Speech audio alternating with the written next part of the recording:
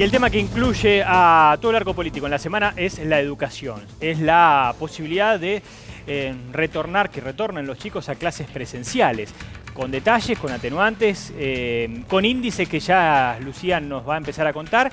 Como para terminar de poner en contexto, lo que podemos decirles es que ayer se habían reunido Nicolás Trota y todos los ministros de Educación provinciales, que mañana habrá una reunión del Consejo Federal, pero para ir cronológicamente, la situación es tuya. Dale, Ariel, empezamos con qué fue lo que sucedió ayer, porque es una reunión en la que se había puesto mucha expectativa y no hubo una definición concreta. ¿Por qué? Justamente por la reunión que hubo hoy, hace pocas horas finalizó, y la reunión que va a haber mañana, donde sí vamos a tener alguna suerte de anuncio.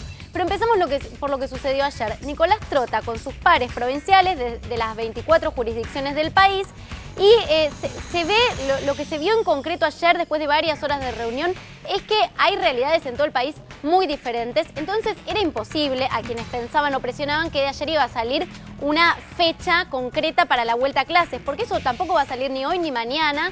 Eso es algo que se va a ir evaluando jurisdicción por jurisdicción.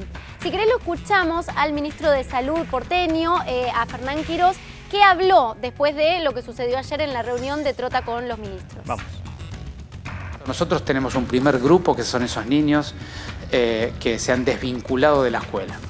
El segundo grupo, por supuesto, son los que cierran los ciclos o en los últimos años de primario y secundario, y los niños que empiezan el ciclo de sobre todo primer grado, que es el periodo más crítico de aprender a leer y a escribir y a socializarse. Así que en ese orden de prioridades, en pequeños grupos, en modelos epidemiológicos seguros, nosotros estamos convencidos de que necesitamos avanzar con esa política, y por supuesto ese convencimiento requiere de los acuerdos, de los diálogos y las puestas en común con el gobierno nacional. Esta ha sido una pandemia que ha puesto de rodillas a todos los sistemas de salud del mundo, incluso de los países más desarrollados. Ha traído dificultades de reporte en todos los países del mundo. Todos los países europeos están recién 2 o 3 meses después de los momentos pico completando su recuperación de datos, y eso no va a ser una excepción en toda Latinoamérica, ni en toda la Argentina, ni en las 24 jurisdicciones, ni en la ciudad de Buenos Aires en particular. Está bien escuchar a Fernán Quirós, porque como nunca, Lucía, la mezcla de las opiniones de carteras de educación y de salud van a dar como resultado la fecha de la vuelta a las clases. Independientemente de que después hay que fijarse en cada ciudad, en cada localidad, ya no en cada provincia, sino en cada localidad. Sí, lo que se estableció ayer fue, si querés, lo llamaron una especie de semáforo epidemiológico, que lo que establece son 3 tipos de situación que puede estar atravesando una jurisdicción, una provincia o un municipio. Sí. Riesgo bajo, riesgo medio y riesgo alto. Por eso lo pensamos en términos de semáforo. Esto se presentó ayer a las 24 jurisdicciones. ¿Y qué pasó hoy? Hoy hubo una reunión para avanzar en los criterios para definir este semáforo, cómo se va a evaluar, cómo se va a determinar si el riesgo es alto o el riesgo es bajo. Una reunión de Trota con los equipos de salud, el equipo de salud nacional, los equipos de salud de todas las provincias, de todas las jurisdicciones, incluyendo a la ciudad de Buenos Aires. Y mañana, y se avanzó bien con esto hoy, la reunión fue positiva, se dice que la reunión fue positiva porque se establecieron bien los criterios que ahora te vamos a contar, y lo que va a haber mañana es una nueva reunión del Consejo Federal de Educación, Trota y los ministros de Educación, y allí se presentaría, si se le termina de dar forma, si todo esto se aprueba mañana, porque también se va a someter, por supuesto, a votación y a discusión entre los miembros de este consejo.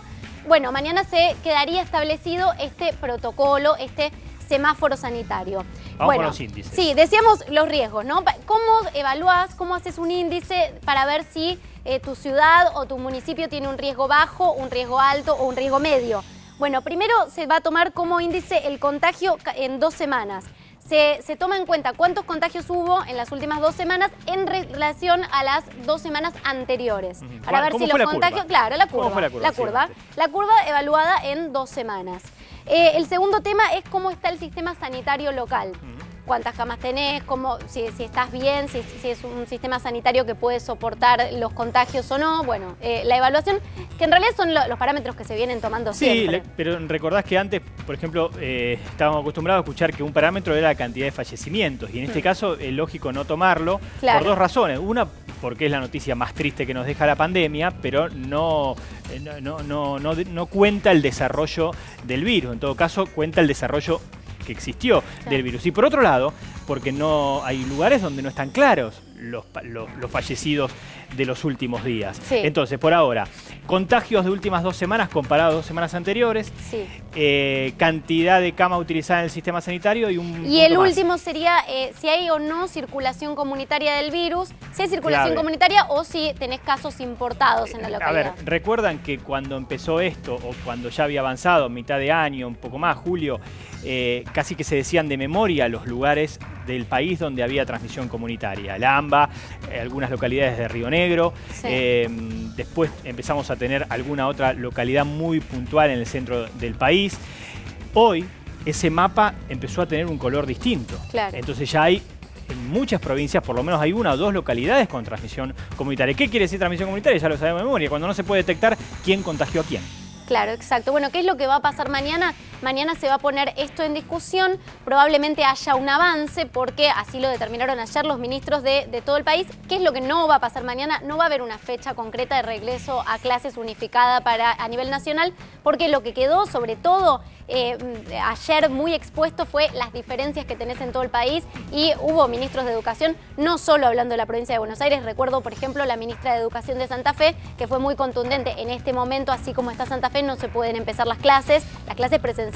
Y también tener en cuenta que cuando hablamos de empezar las clases presenciales, no hablamos de todos los chicos, no hablamos de que se vuelquen masivamente a las clases, sino primero de los grupos que quedaron desconectados y después del último año de la primaria y del último año de la secundaria. Esos van a ser los grupos a los que se les va a dar prioridad para ir en un avance progresivo. Se podría resumir que mañana, después del Consejo, empezarán los ministerios provinciales a ponerle fecha. Será importante, Gaby, que nos cuente el doctor Perrone qué opina todo esto.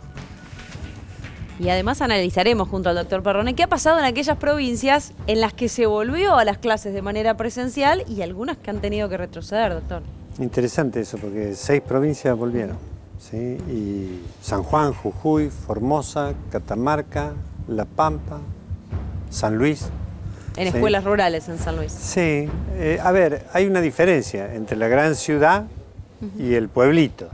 El pueblito, el pueblo pequeño, todo es mucho más controlable. Tratar de, por ejemplo, un pueblo pequeño donde uno no tiene infectados o tiene reconocido quién está infectado, cuál es su contacto estrecho, en qué familia vive, y si sale de la puerta de la casa el vecino le dice: che, metete adentro que estás infectado, porque lo conoce desde que nació. Ese es un escenario. Pero hay otro escenario donde el chico sale y nadie tiene ni idea. Sobre todo en O las sea, grandes ciudades. Fíjese lo que pasó. Tenemos una placa donde mostramos aquellas provincias que volvieron para atrás, retrocedieron. Estas son las que volvieron.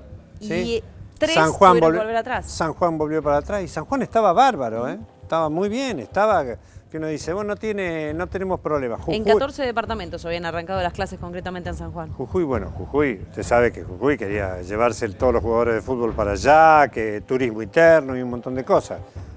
Marcha atrás con todo. Catamarca, otra provincia que está con problemitas y tuvo que volver atrás con las clases. Pero ¿cuál es el problema con las clases? ¿Sí? Estamos totalmente de acuerdo en que no tiene que haber transmisión comunitaria. Pero si hay transmisión comunitaria, o si no hay transmisión comunitaria en el lugar y la gente no cumple con las normas de aislamiento, la cuarentena, eso sí que tiene que ser cuarentena en serio, el aislamiento del infectado y el aislamiento del contacto estrecho del infectado, hasta tanto se demuestre que es negativo. Y si es negativo, déjelo al infectado solo, váyase a vivir a la casa de al lado y ahí no tenemos problema. Pero se van a ver con un problema si no aíslan bien a los infectados y a los contactos estrechos, siempre que no haya transmisión comunitaria. Y otro problema. El problema es el chico que va al colegio. ¿Sí? ¿Usted no tiene chico? No. No, buenísimo. ¿Mandaría al chico a la escuela? Primero. Probablemente en esta situación no. La juventud actual, los padres jóvenes, muchas veces es una descarga mandar al chico al colegio, le permite ir a trabajar, también con esto que está todo el mundo preocupado por ir a trabajar, volando. Hay algunos que no se preocupan para nada y se quieren infectar para no ir a trabajar también, ¿eh? Pero existe el riesgo de que el chico se infecte. Está bien, usted me dirá, a los chicos no le pasa nada, a los chiquitos. ¿Fuera vector? No, La transmisión. Al 100%, vaya y diga a los médicos que le firme ya que el 100% de los chicos no le pasa absolutamente nada. Y si encuentra uno, me avisa. Pero además puede Algunos que llegar no a estén metidos en transmitir la enfermedad. política esta de liberar este asunto. Encuentra uno que le diga, yo se lo garantizo, 100% seguro. Si le pasa algo a su niño, ¿qué pasa? Y al revés, si su niño lleva la infección a su casa, se infecta el abuelo, y si le pasa algo al abuelo o a la madre, ese problema tiene que ser muy bien evaluado. Uno para esto tiene que evaluar muy bien lo que son riesgos y lo que son beneficios. Claro. ¿Cuál es el beneficio para los niños y cuál es el riesgo para el niño y para la familia? ¿Sí? Y la decisión es siempre entre la vida y la muerte personalísima. Gracias, doctor.